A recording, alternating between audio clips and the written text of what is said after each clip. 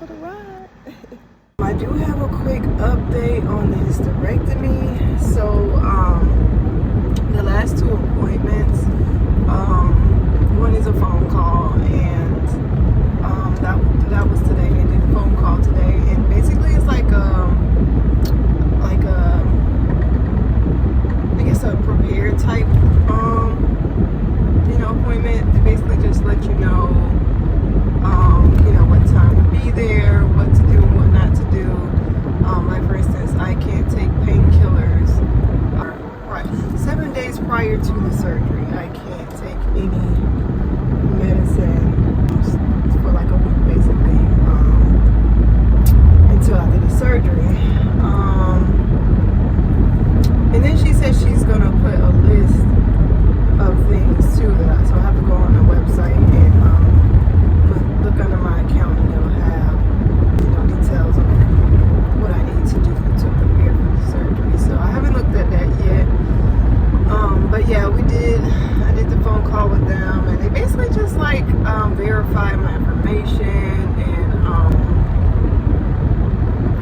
like I said, just told me a few things of what to do. They did move my appointment. It was at like 11:30, and then they called and said they wanted to move it up to 9:30, but I have to be there at 7:30.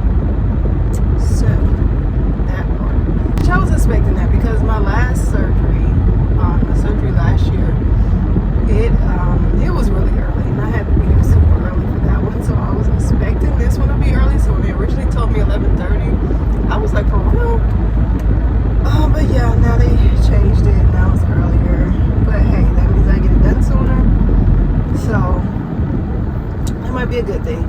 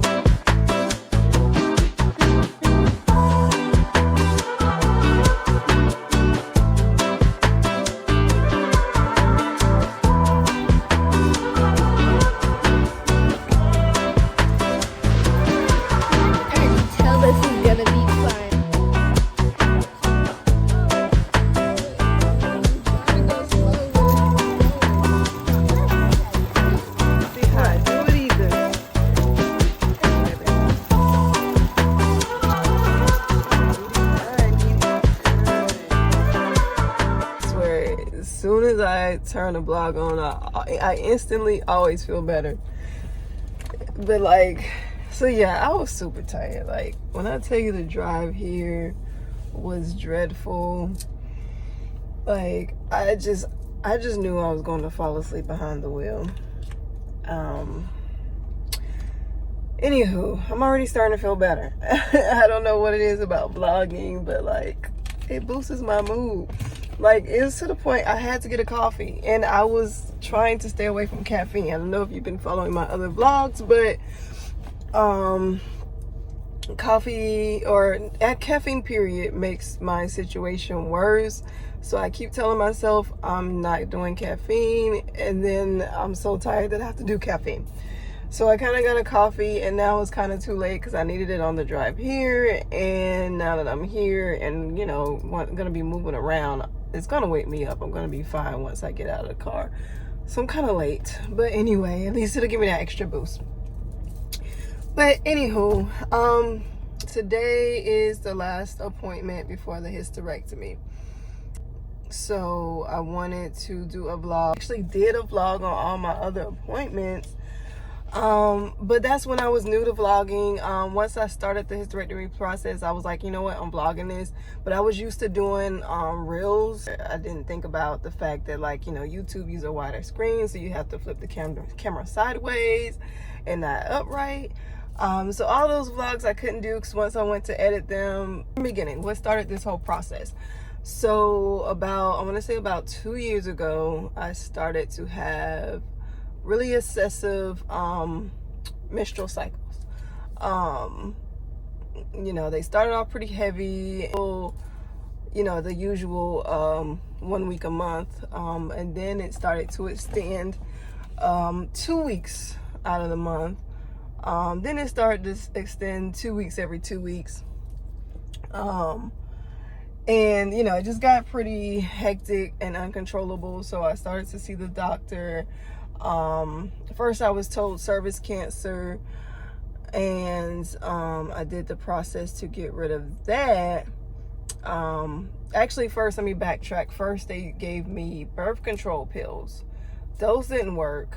So then we tried the Mirena.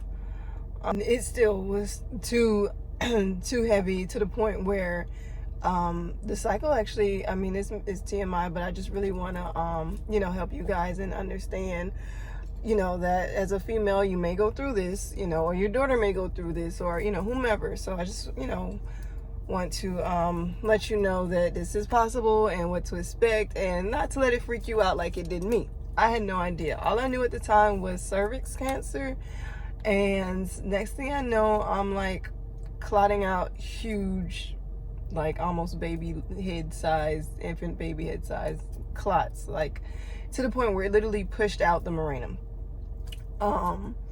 So yeah, that freaked me out, because like I said, at the time all I knew was cervix cancer. So I'm like, okay, I'm dying. Like, what is this? Why am I bleeding so heavy? Clearly I'm dying, right? Went to the doctor and they saw fibroids, and so apparently those were fibroids. Because I drink a lot of herbal teas, and I do a lot of herbal spices with my cooking, my meals. And so the herbs that I were doing, like I was doing a lot of herbs that are known to get rid of cancer. So it turns out it was actually flushing out the fibroids, because they're tumors basically. They're just not like deadly tumors, but they tumors. They form inside the body and they grow, depending on your body type. Sometimes they don't grow, sometimes they form a lot, sometimes they don't form a lot, sometimes they're tiny. Like, it just depends on your body. Everybody's body is different. So with my body, they were producing quite a few of them, and they were expanding. So that's when we found out fibroids, and the cancer was only cancer cells. It hadn't progressed to you know, I guess a cancer. Well, it was in stage 3 cancer cells. So the next stage was gonna be actual cancer, stage 1. So at the time I didn't understand that. I'm like, stage 3 cancer, like, oh, no wonder. I'm like, I'm done, like it's over with. But yeah, it turns out it was stage 3 cancer cells. So we caught it just in time. They were able to do a procedure. That procedure, they were able to actually burn out the cancer cells. So basically they still put you to sleep as if a surgery. I mean, it basically is a type of surgery. They're just not having to cut or remove anything. They actually use some type of laser and burn the cells away. And then they retest to make sure all the cells are gone. So they did that, and they also could do the same procedure to get rid of the fibroids. So they were supposed to do that, but they said at the time of the surgery they didn't see any fibroids, which I'm assuming is because my body did flush them out. So, you know, I'm thinking, okay, great. This was last year. This was, let's see, this was 2023, April of 2023. We're in 2024 now, and the bleeding never stopped. It got worse over time. It got longer, heavier, to the point where it was barely any time that I wasn't on a cycle. So I started back my doctor visits, and you know, at that point I had decided in my mind, you know what, I want a hysterectomy. So I went to the doctor to schedule a hysterectomy, you know, hoping and thinking, okay, you know, they just say okay and basically set the schedule to do the surgery. But no, apparently it's a long process. So I've been having doctor's appointments every 2 to 3 weeks this entire summer, because once I was finally done with the situation, I tried all the herbs and the dieting and just you know, meditating and things. I was like, you know what, there's no hope. I'm doing this. So it was basically the end of spring, early summer when I like decided I just wanted to get this done. I had an appointment pretty much once a month, maybe sometimes twice a month. So the first appointment was supposed to be a pap smear.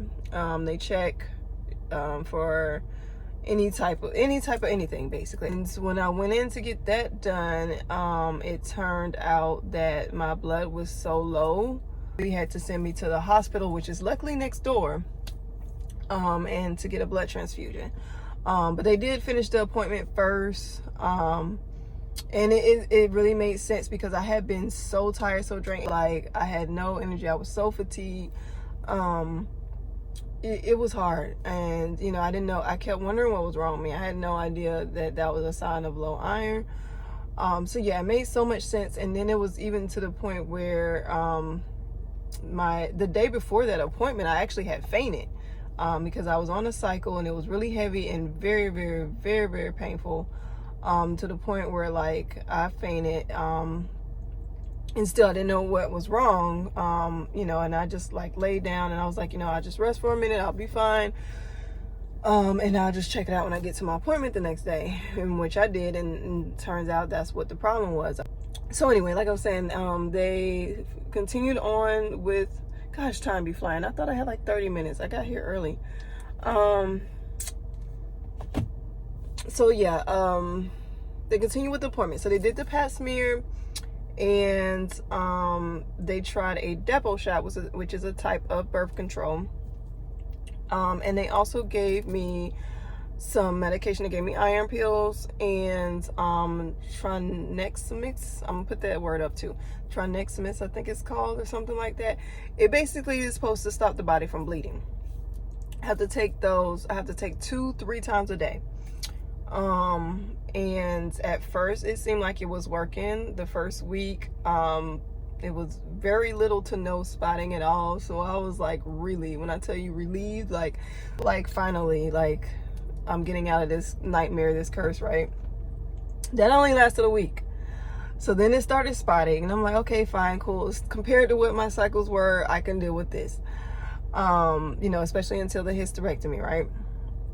Well, it continued to get heavier and heavier over time. It's been about June, July, August, September. Yeah, we're in September. So yeah, it's been about 4 months. So I would say like each month got heavier. So the spotting never stopped. It gradually grew. For a while it was still manageable, but now at this point it's back to what it was prior to, and I'm still taking a medication. I mean, yeah, like, so I don't know what happened, why it worked that 1 week, and then that's where it's a curse. Like, I don't, I think my life is cursed. But anyway, but yeah, so, but it did help, and hopefully, you know, if you end up going through this and you ask your doctor about it, it may work for you. I think my body just doesn't like me or anything that can help me, so it's like, no, hell no, I'm not. Anyway, I'm teasing. So it's just me though, but it may work for you, because like I said, it did work at first and I was really excited about it, but I don't know if my body got immune to it or what. I also was told it was possibly the depot shot, because any of my friends that also had the depot shot said that they spotted all the time. Like, it never took their period away. Like, it just all the time. So it could be that mixed in with my dysfunctional uterus. Oh, I should have mentioned that too. They once they did so much research, they decided that they're calling it a dysfunctional uterus. So yeah, we did that. So then the next appointment was the biopsy, and that's where they actually will cut a piece of your uterus off and test it for cancer, or or anything serious that needs to be of concern, which that came out fine too. But that process was a little harsh, because they don't put you to sleep for that one, so you have to feel it. And like I was super scared because they were like, oh, we're gonna give you a painkiller so it can start working, and you know, you sit here for a little while and we'll come back and do it. I was super nervous. Like, I'm like, oh my god. But it ended up not being too bad. It was okay. But yeah, I wasn't expecting that at the time, because like I said, I kept thinking this was gonna be an easy process. Like, I didn't know they had to do all of this. But luckily those test results came out fine. And then during all this process, I was doing my own research, and I come to find out that thyroid issues and uterine issues usually affect each other. They are connected. So the next appointment, I ended up having my thyroid checked, and which they came out fine, surprisingly, and all the uterine testing they did came out fine. But for some reason I still have a dysfunctional uterus, like obviously to the extreme, because like, I mean, it's been extreme. So and then I'm trying to remember what they did on that appointment, because that was the ultrasound. So they have to do an ultrasound to see how big your uterus is, and they actually measure it by pregnancy time. Like they might say you're like 18 weeks, your uterus is 18 weeks, so it's like the size of, you know, how big you would be if you were 18 weeks pregnant. So they measure your uterus to know what to expect during the surgery. So they did that, and they were supposed to schedule the surgery that day, but somehow something got mixed up and they ended up scheduling another pap smear. But once that got situated, you know, they said, we'll still come to the next appointment, but we don't have to do the pap smear. So I came to the next appointment, and that's when they did discuss the surgery. They ended up calling me with a date for that, which is a week from tomorrow. They also scheduled this appointment that I have today and a phone call appointment, which I had yesterday. The phone call appointment basically lets you know what to do to prepare for the surgery, or what not to do, basically, because I can't take any painkillers, like ibuprofen, like Advil, like anything strong. They said Tylenol is okay, but any of the other ones I cannot take if I'm having any cramps or anything. They said no, because I do smoke CBD. They said no smoking up to 7 days prior to, because I don't think it was anything like major. I think those were the main points. And then just letting you know to like be there an hour or two early. You do have to have someone there with you. She said that like if you don't have the person there, you know, it's fine, but they prefer the person already be there and be there the whole time. But I would hate to do that. Like I did that with my last surgery last year, but like I felt bad. I'm like, this person's just sitting here all this time while I'm like, you know, being worked on. So my ride, I'm just gonna have her show up, you know, maybe in a few hours after I get there, because I mean, you're there for a while, you know, you already have to be there 2 hours early, and then, you know, they do the surgery, and then with the anesthesia, you're out for a while. So I'll just have her come a little bit later, and it'll be fine.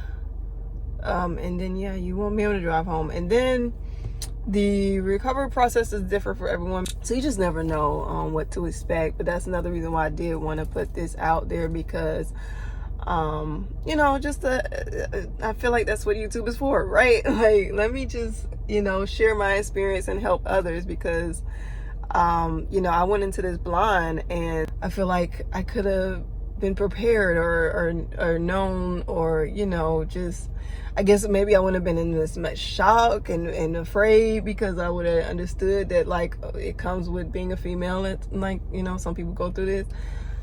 So anyway, I don't know, me personally, I'm the type that like, I share my experience. If they get in a similar situation, they're aware of what to look for, or what to expect, or what to stay away from, you know, like at least try to help them not have to go through what I went through, you know.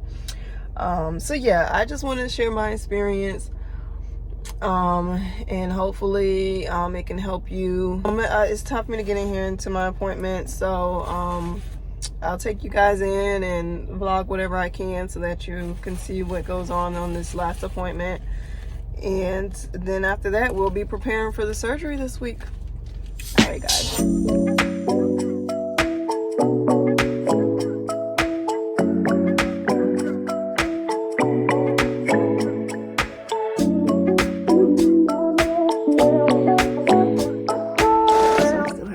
What this appointment is about.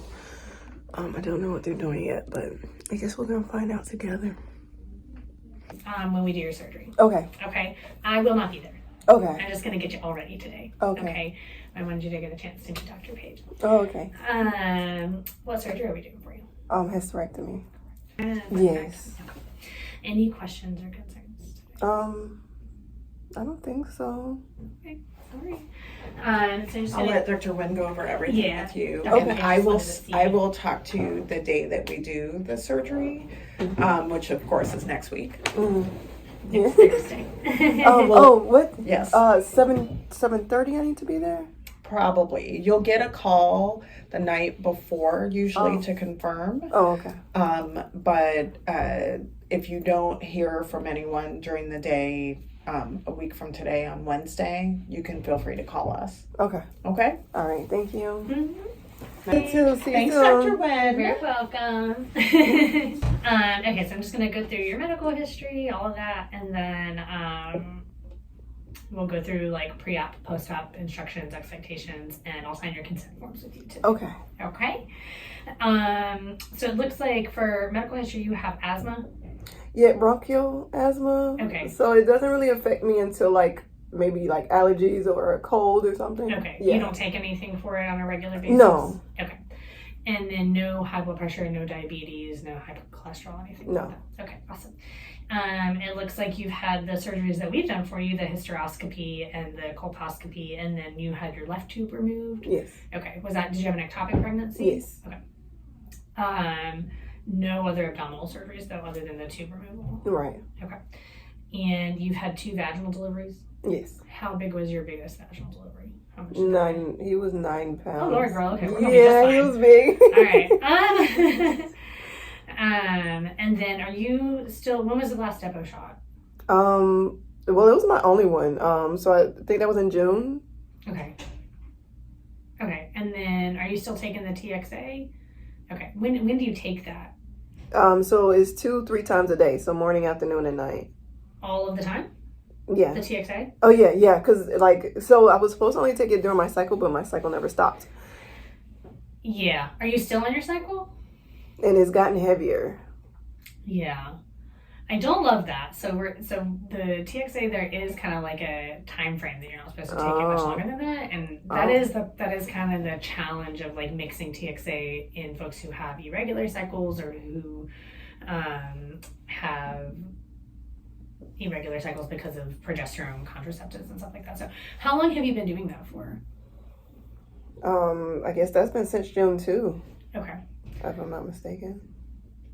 Okay. Yeah. Then I would say let me talk to Dr. Page, but I would probably want you to hold that TXA for at least a day or 2 before your surgery. Okay. Okay. Well, that's good because I'm about to run out anyway. Yeah. So how much more do you have? Until Sunday. All right. Let's just take it until Sunday and then Okay. stop it. Okay. Okay. And you might bleed a little bit more, but have you been hospitalized for your bleeding before? Only because I needed a transfusion. Yeah. Okay. So is the bleeding you're having now anywhere near that? Yeah, I actually did want to get my iron checked. Okay. Now, do you think it would be a problem? Because there was 2 days that I doubled up on my iron pills because I was afraid. I was starting to feel fatigue and I was afraid that it was getting too low. That's not a problem. Let's see. A month ago it was 10. Yeah. So no, the iron I'm less concerned about, but doubling up also isn't really going to do anything. Okay. But sure, we can get a point of care today. Okay. And then we'll definitely get one before your surgery as well. Okay. Okay. And then let's see, you're not allergic to any medications. No. You had some abnormal pap smears in the past, but your most recent one was normal. Sounds like. Okay. Alrighty, and then your uterus is not too big actually. It's just got those fibroids in it. Does it say how big it is? Oh yeah, the last ultrasound we had, it was 9.5 centimeters tall, and then about like 9.5 centimeters long, but that's like from here to here long, okay? 2 centimeters tall, so kind of like thick, which is not real tall. And then almost 7 centimeters wide. Oh wait, that makes more sense. Okay, 9 centimeters long. I was looking at the wrong thing. 7 centimeters tall, so thick, 7 centimeters thick. Oh. And then about 7 centimeters wide. That's like normal? Yeah, that's pretty normal. Mm-hmm. Especially I'm somebody that's surprised had to hear babies. that. Yeah. Yeah. Yeah. All right. And then you do have about a 4 or 5 centimeter fibroid in there at least. So the way the surgery will work is very similar actually to the tube surgery. It'll be a camera that goes in about at your belly button, and then 2 what's called accessory ports kind of on either side, kind of right above your hips. Okay. We'll kind of disconnect everything from above and then take like your cervix and everything out through your vagina and sew the cuff from below. Okay. So ideally, I mean, we cannot do this surgery without taking your cervix out if we're going to do it the way that we plan to do it. Okay. So you won't have a cervix, you'll have what's called a vaginal cuff. Okay. And I'll have to look back. It looks like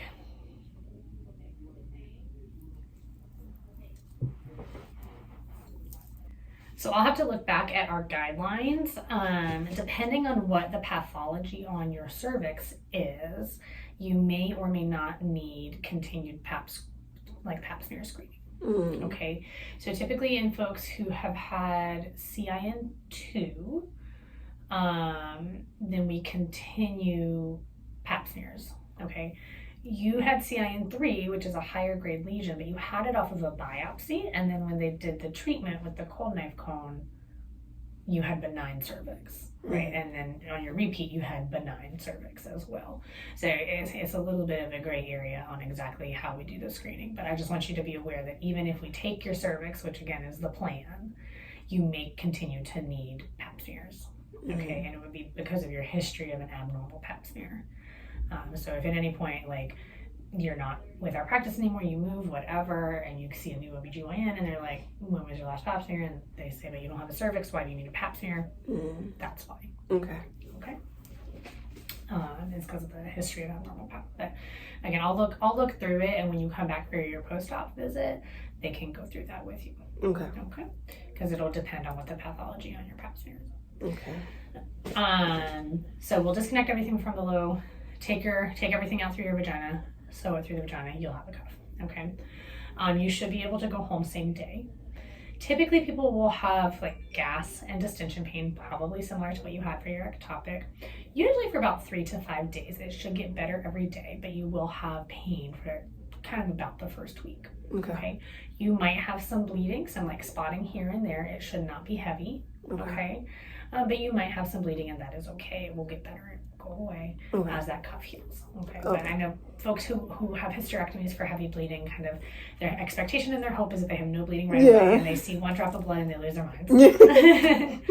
So just know you will have some bleeding. You might have some more like kind of yellowish discharge in the first week or so.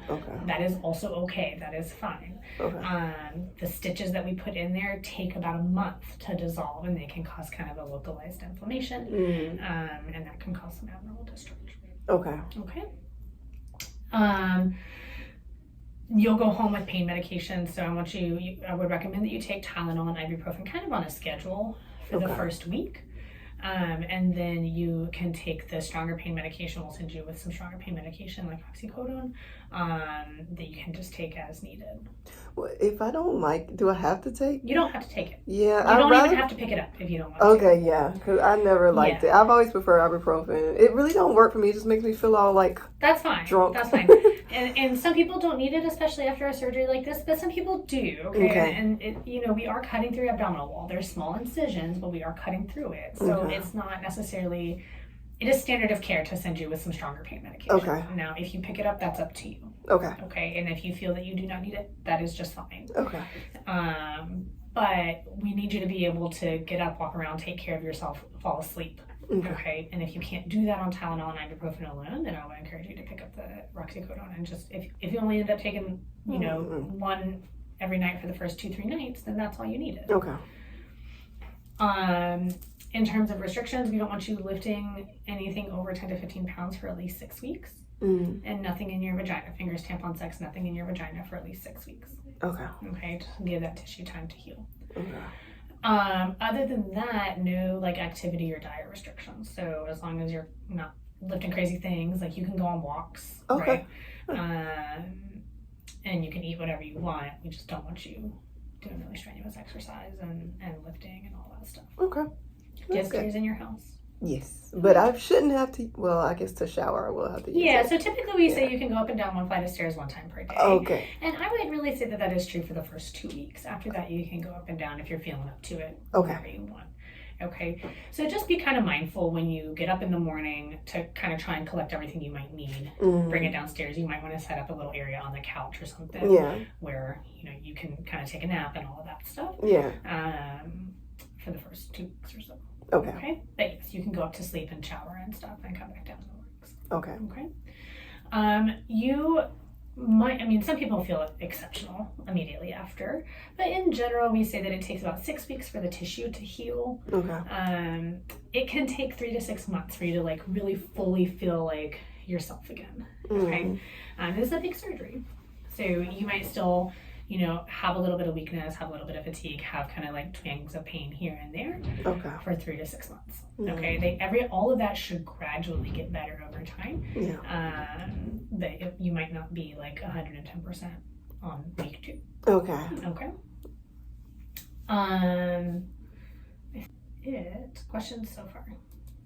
I don't think so. I'm like trying to think hard because I felt like I did have questions, but maybe you covered it all. Yeah, I think it's For your pre-op stuff, we already kind of talked about. They'll call you, tell you like when to be there. Just stop the TXA when you run out of it. Okay. And if you have any problems or anything, you just let us know. We'll get a point of care today. If it's real low, we might get additional labs, and then if your hemoglobin's super, super low, we might actually have you come in the night before and get a blood transfusion so that, we anticipate losing blood anytime we do hysterectomy to some extent. So, if somebody's starting out at like a 7, we don't like to do a major surgery in that person. So yeah, we'll kind of see where we're at on the point of care today and then kind of go from there. Okay. In terms of risks of the surgery, I'll go through your consent form and then I have to go actually like print it off so we can sign it. Okay. But risks of any procedure are always bleeding, infection, and damage to surrounding structures. For the bleeding, we just are as careful as we possibly can and we'll make sure that you're starting in a good place. Okay. But typically the blood loss is not significant from a surgery like this. Okay. Infection, we'll give you antibiotics before we start. We'll clean you off really well before we start, and then we'll just have you monitor for fevers, chills, nausea, vomiting, that kind of stuff. Surrounding structures that can be damaged in a surgery like this include your bladder, your bowel, arteries, veins, nerves, and then your ureters, which are the tubes that take urine from your kidneys to your bladder. Because of the potential of like bladder injury and all of that stuff, after the hysterectomy, when we're all done and before we wake you up, we will do a procedure called a cystoscopy. It will be on your consent form. That's where we place a camera into your bladder and like put a little bit of saline in there to make sure that your ureters are working well and that we didn't injure your bladder at all. Okay. So that will be on your consent form as well. We'll do that before you wake up. You might have a little bit of irritation from like the catheter and stuff like that when you pee for the couple of days after that, and that's fine. But that is also standard of care, is to do the cystos after the hysterectomies to make sure that we didn't hurt your bladder at all. Risks specific to minimally invasive or laparoscopic surgery, so like small incision surgery, there's always a risk that we are unable to do it minimally invasive, or that we get into a lot of bleeding or something like that and we have to open you. So make a bigger incision, almost like a C-section incision, and do the surgery in an open way. If that happens, then you would stay in the hospital, usually for at least 2 nights. And typically it's just associated with a little bit more pain and stuff like that. I think that's really it. Other risks of surgery are just like anesthesia risks. So risk of like stroke, heart attack, blood clots in your legs, those are all incredibly low, less than 1%. Okay. Same with like risk that you're not able to come off of the vent right away. And they maybe have to take you to ICU for like a day, towing you off of the vent and get the tube out of your throat. Less than 1%. Very, very low, but it does happen. Okay. And then the other thing I forgot to mention is that we'll plan to do for your anesthesia, which should also help with your pain control afterwards, we'll do what's called a tap block. So they'll do that before you actually go into the OR usually. So the anesthesia team will do that, and it's an injection of the numbing medication for the nerves in your stomach. Okay, so that'll make it kind of hard to sit up right after they do it and stuff like that. But it's been shown to help significantly with recovery time and with your pain control afterwards. Okay. Questions about any of that? No, I don't think so. Oh, how long does it usually usually take? I'd say about 2 hours. So you'll it's probably not be in the operating room for like 3 hours, and then in the hospital for most of the day, probably, because you're usually there 1 or 2 hours early, and then you have to stay 1 or 2 hours afterwards. Okay. But yeah, you should be able to go home the same day. Okay. Yeah. All right. I'm gonna go get your consent form. Okay. And let them know to do a point of care hemoglobin on you, and we'll go from there. All right. Okay. Thank you. I'm getting nervous. I'm excited and nervous at the same time. But it's about to be over. Like 1 more week and this will be over. And she's coming. Oh. All right. All right. I remembered one of the other things I'm going to tell you, which is that we are leaving your ovaries behind. I think they already talked to you about that, but I just wanted to be clear that that's what we're doing. Okay.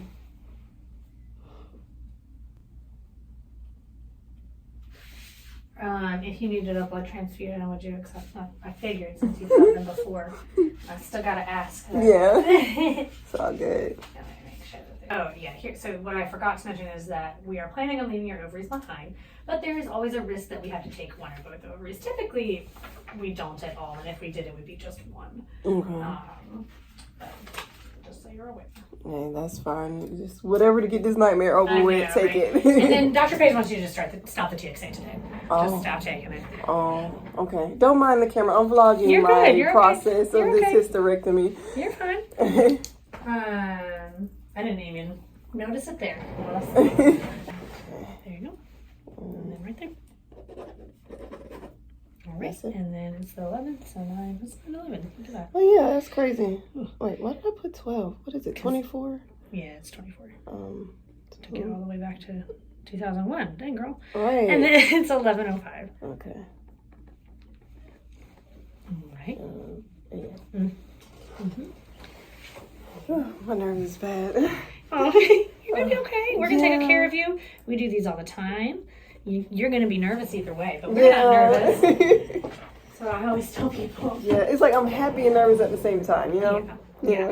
And I think I will say that, like, we talk about like, oh, you might not feel good, blah, blah, blah. But most of our patients who get hysterectomies for heavy bleeding are so much happier the second they wake up. Basically. Yeah. They're just like, oh, it's over. Yeah. Yes. So, yeah. Alrighty. I'm going to take this stuff. I'm going to send a nurse in to do your hemoglobin. Okay. As long as it's good, you can go. And I'm going to tell them what that means. Okay. And they'll just let me know what the number is, and I'll give you a call if there's any problems. Okay. Okay. Thank you. I'm going to put on here that I want you to come back. I'm going to say 3 weeks. I'm just going to write it to the side. I should be able to drive and stuff by then, right? I probably can drive the next driving. day. Okay. The driving. So as long as you're not taking the stronger pain medication. Okay. So if you're taking that, you should not be driving. Okay. Okay. And then you feel like you can wear a seatbelt and turn your head from side to side. Okay. So like look at your mirrors and stop quickly. Like we just want you to be able to respond to traffic. That might be day 2. That might be week 2. Mm-hmm. It just kind of depends on every person. Right. Okay. Okay. But those are really the only restrictions on your driving. Okay. That's good to know. Okay. You're going to take this up to the front when you're ready to go. Okay. Which is going to be after they come and get your hemoglobin. All right. Okay? Thank you. You're Nice very welcome. meeting you. Nice to meet you too. Good luck. Thank you. Oh. Hello, my name is Mitzi. I'm one of the nurses. I'm just gonna go ahead and get a little blood sample from your finger. Okay. Check the hemoglobin level. All right. So get your little finger. Give it a little pinch.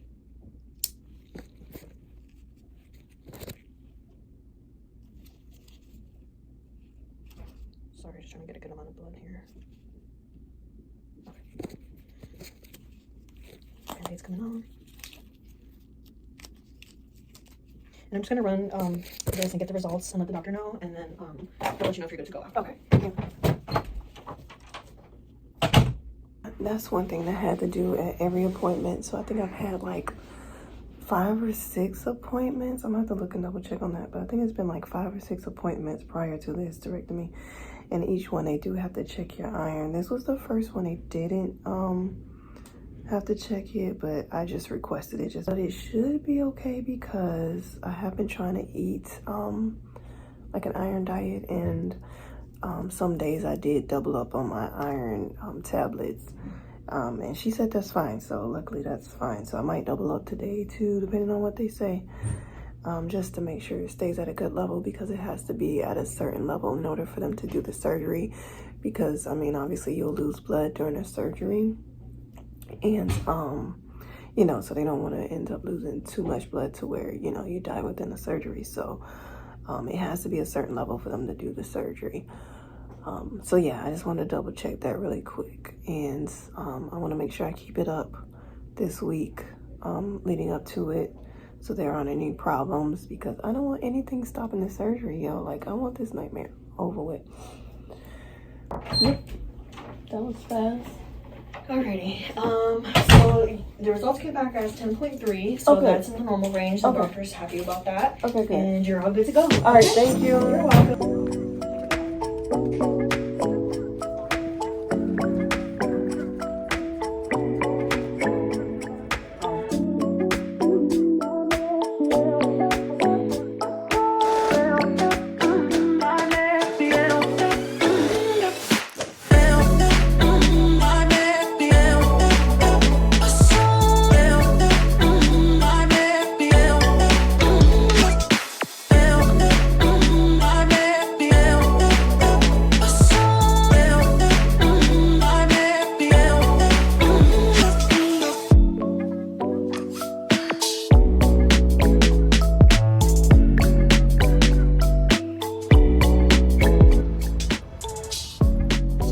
At the restroom on the way out, and my earbud fell out of my ear in the stall, and there was someone in the stall next to me, and of course it bounced into her area. And I was like, oh my gosh, really? And she's all like, excuse me, your earbud came over here. I'm like, yeah, I noticed. Like, yes, I'm sorry. She's like, it's okay. OMG, right? Like, why? Why in the world, out of all times, you want to fall out of my ear now? My life. So, we still have a lot to do today. Right now it's almost 11:25, and I want to get my lunch from out here because, I like to eat out here when I come out here. There's 2 stops I want to make for a bike that I saw. There was 2 bikes I saw for my daughter. So I want to work my way there. But honestly, I feel like I'm not going to have time to work my way there. I'm probably just going to have to go straight there. Because then I still have to go pick my daughter up from school at 2:45. So that's already like, what, 3 hours from now? And me and time don't get along. 1 minute I feel like I got forever in a day, and then the next minute I'm late.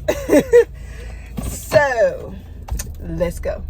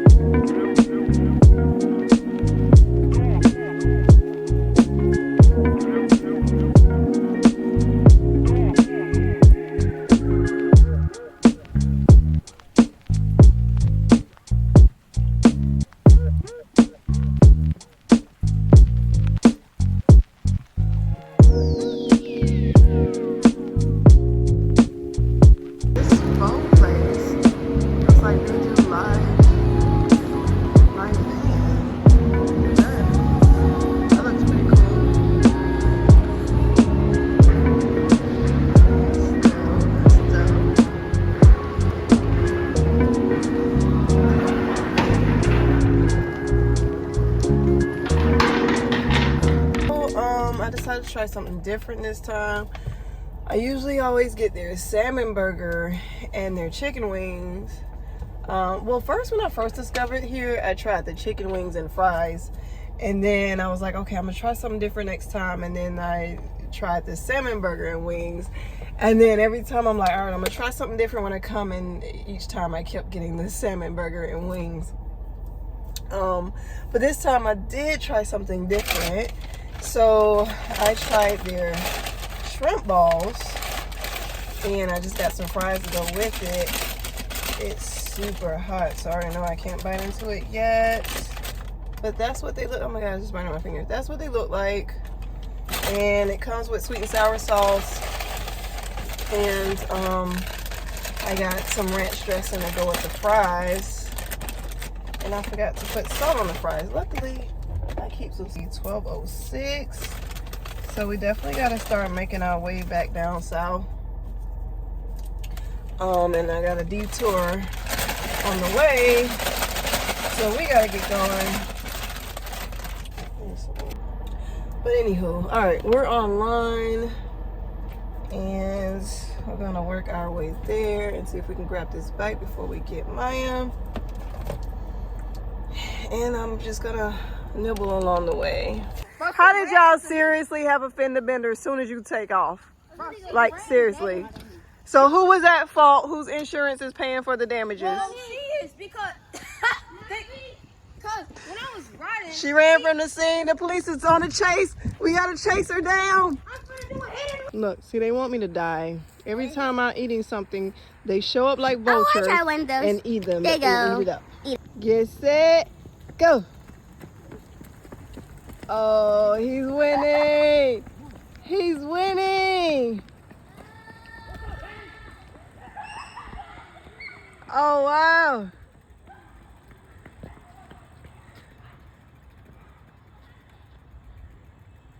Dang.